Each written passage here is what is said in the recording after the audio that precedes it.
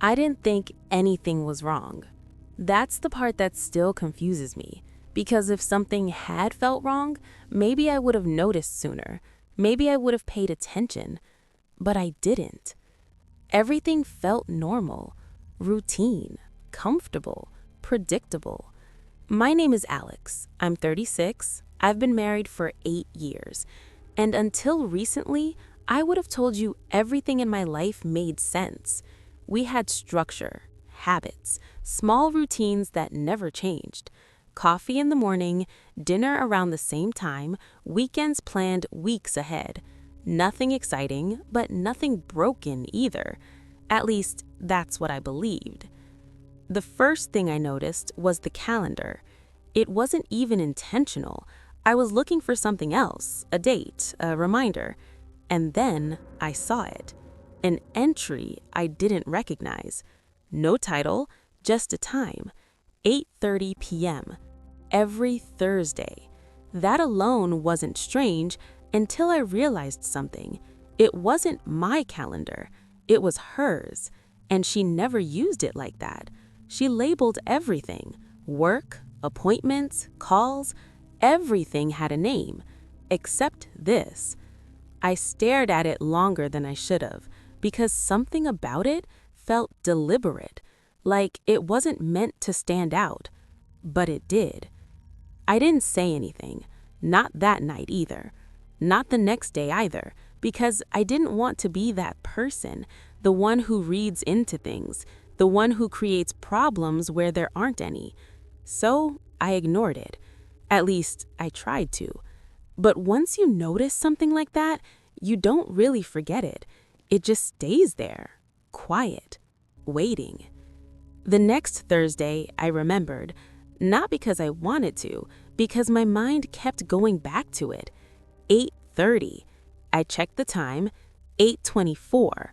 She was in the kitchen, doing dishes, same as always. Nothing unusual. I almost felt stupid, like I had built something up in my head for no reason. And then, at 8:30 exactly, she stopped. Not slowly, not naturally, just stopped. Like something had triggered it. She dried her hands, didn't say anything, didn't look at me, just walked out of the room. That's when it started to feel real. I didn't follow her immediately. I waited, listened. No sound, no movement, just silence. Then I got up, walked toward the hallway, slowly, because I didn't know what I expected to see. Her office door was closed. That was unusual. She rarely closed it. I stood there for a second. Then I heard something. A voice. Soft. Too soft to understand. I leaned closer, trying to hear. And then I realized something that didn't make sense. There was only one voice, not two, just hers, talking.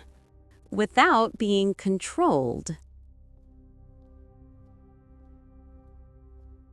Like she was having a conversation, but no one was responding.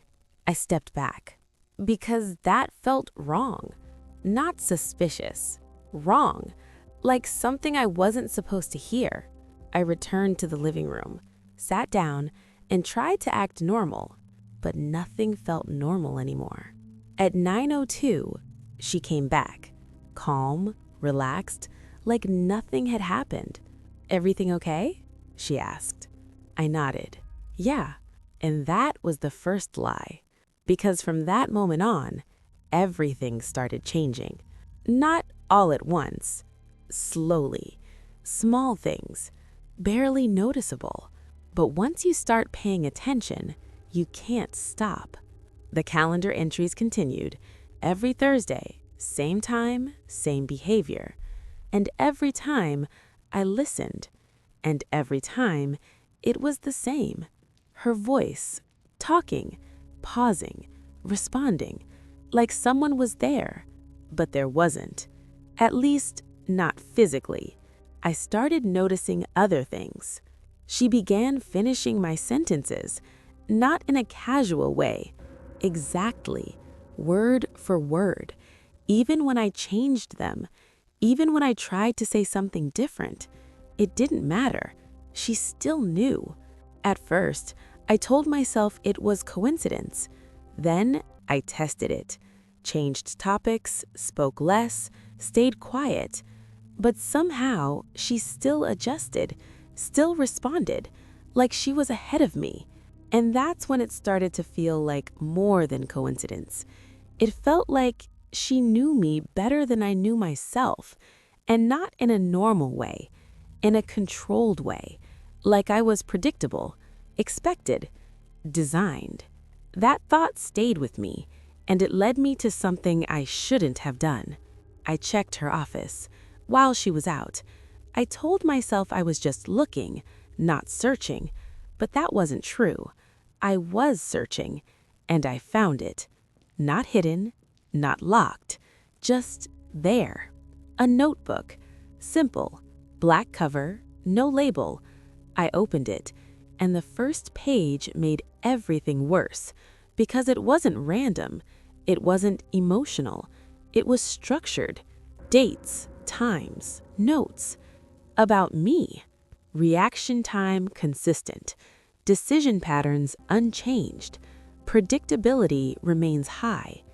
My chest tightened, because I had seen this before. Not here, but somewhere, in a different form. And then I saw something that changed everything. A section labeled Adjustment Phase. I turned the page, and that's when I realized something I wish I hadn't. These weren't just observations. They were instructions, and they were working. On me, without me knowing it. I kept reading, and the deeper I went, the less this felt like a relationship, and the more it felt like something else. Something planned, something tested, something repeated. And then I saw the last entry. Today's date. One line. He's starting to notice. I closed the notebook slowly, because now everything made sense. Not in a good way, in the worst possible way. Because this wasn't about understanding me. This was about shaping me. And I had just stepped outside of it, which meant one thing. I wasn't part of the plan anymore. And that's when I heard the front door open. She was home. And suddenly, I wasn't the only one who knew. She stopped in the hallway, silent. And in that silence, I understood something I couldn't take back. This wasn't over. This was the moment it changed, for both of us. She stopped in the hallway, didn't call out, didn't move, just stood there. And in that silence, I understood something I couldn't take back. She knew, not guessed, not suspected, knew. I slowly placed the notebook back where I found it, closed it carefully, like if I did everything right, this could still go back to normal. But that feeling was already gone. Because once something is seen, it can't be unseen. I stepped out of the room, and she was there, standing a few feet away, looking at me. Not angry, not shocked, just watching. The same way she had been in those notes, observing. "How long?" she asked quietly.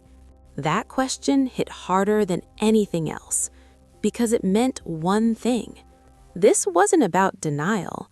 This was about confirmation. "I don't know what you mean," I said. Even as I said it, I knew it sounded weak. She didn't react, didn't argue, just took a small step closer. "You weren't supposed to go in there today," she said. Not accusing, correcting, like I had broken a schedule. "I saw the notebook," I said. "No point pretending now." She nodded slowly. I figured. Silence again. But this time, it wasn't empty. It was heavy, like everything was about to shift. "What is all of that?" I asked. She didn't answer right away. Instead, she looked past me, toward the living room, like she was deciding something. And that hesitation, that was new, because everything about her before had been certain, controlled. But now, there was doubt, and that scared me more than anything else. I said, "You said adjustment phase. What does that mean?" "It means you changed," she said. "That doesn't answer anything. It answers everything," she replied. Her voice was still calm, but there was something underneath it now, something closer to truth. "You weren't like this before," she continued. "Like what?" "Unpredictable." That word stayed in the air, because suddenly, everything shifted again. Not toward her, toward me. "What does that mean?" I asked. She looked at me carefully, like she was deciding how much to say. "You used to follow patterns," she said. "Clear ones. Routine, behavior, reactions." I frowned. "Everyone has patterns." She shook her head slightly. "Not like yours." That answer felt wrong. Not because of what she said, because of how sure she was. "You were consistent," she continued. "Predictable, stable. And then you weren't." Silence. Because something about that felt familiar. Not fully, but enough. "When did that change?" I asked. She hesitated, and that hesitation was real. "About a year ago," she said quietly. My chest tightened, because that meant this had been going on for a long time. "A year?" I repeated. She nodded. "That's when things started to break." "Break how?" "You stopped reacting the same way." "That's not breaking," I said. "That's normal." "No," she said calmly. "That's deviation." That word again. Cold. Precise. Like this wasn't a relationship. Like it was something else entirely. "What are you talking about?" I asked. She looked at me, and this time there was no hesitation. "No matter what changed around you, you reacted the same way," she said. "Same choices, same decisions, same outcomes." My chest tightened, because that didn't sound like normal behavior. That sounded like something else. "And then you didn't," she continued, "and everything became unstable." I shook my head. "That doesn't make sense." "It doesn't have to," she said. "It just has to be true." Silence. Because I didn't know what to say anymore. Because now, this wasn't just about her notes. This was about something bigger, something I didn't understand. "Why were you tracking it?" I asked. "Because someone had to," she said. That answer changed everything. Because suddenly, this wasn't just her idea. "You're not the only one who knows, are you?" She didn't answer, and that was the answer. My chest tightened. "Who else?" She looked away, and for the first time, she didn't want to say it. "There are people who study this. Patterns, behavior, stability. People like you." My mind went blank. "Like me?" She nodded. "You don't see it because you're inside it. That's not an explanation. It's the only one you're going to get." Silence. Heavy. Because this wasn't something I could argue with. Not yet. Not without understanding more. "And the notebook?" I asked. "That was my part. To monitor changes. To report when something shifted. And now?" I asked. She looked at me longer than before, and then said something that stayed with me. "Now you're outside the pattern." My chest tightened. "What does that mean?" "It means," she paused, "they'll notice." That word. They. That's when everything stopped. Because suddenly, this wasn't just between us. And whatever this was, it was bigger than I thought. I looked around the house, at everything. At the routines, the habits, the structure. And for the first time, it didn't feel like home. It felt like something else. Something designed. something observed, something tested, and I had just stepped outside of it, which meant one thing. I wasn't part of the system anymore. I was the variable, and variables get corrected or removed. Can I leave? I asked. That question came out before I could stop it, because suddenly that felt like the only thing that mattered. She didn't answer immediately, and that pause told me everything. Because this wasn't her decision. It never was. I don't know, she said quietly. And that was the first honest answer I believed. Because now we were both inside it, just on different sides. I took a step back, toward the door. Not fast, not sudden, just enough to see what would happen. She didn't move, didn't stop me, just watched. The same way she always had. But this time, there was something different in her eyes. Not control, not certainty, something closer to fear. And that's when I realized something I wish I hadn't. She wasn't watching me anymore. She was watching what would happen next, just like I was. And for the first time, neither of us knew. I reached for the door, paused, and for a second, everything felt still, like the moments before something changes, something irreversible. Then I opened it and stepped outside. Nothing happened. No sound, no interruption, just silence. I turned back slightly. She was still standing there, watching, waiting.